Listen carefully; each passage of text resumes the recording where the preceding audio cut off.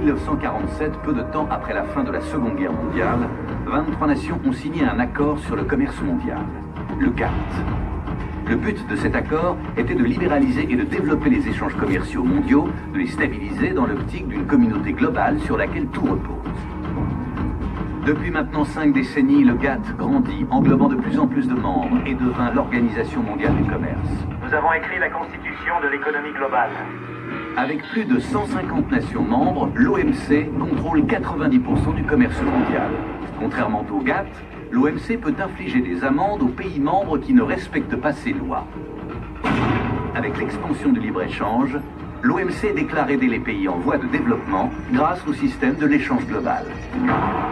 Cela a très peu de choses à voir avec le commerce et encore moins le libre-échange. Il s'agit d'un système de gouvernance globale que nous ne contrôlons pas. Ça annule tout simplement les frontières. Alors ces énormes multinationales seront libres d'agir n'importe où sans avoir de compte à rendre au gouvernement ou aux populations de ces nations.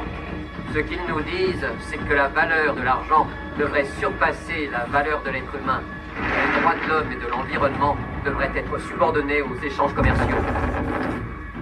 L'air pur est saturé. Les crises d'asthme augmentent. La nourriture génétiquement modifiée touche les consommateurs européens. Les petits producteurs de bananes sont écrasés par les gros. En dépit des problèmes et des critiques, l'OMC continue à grandir, son pouvoir étant plus fort que jamais.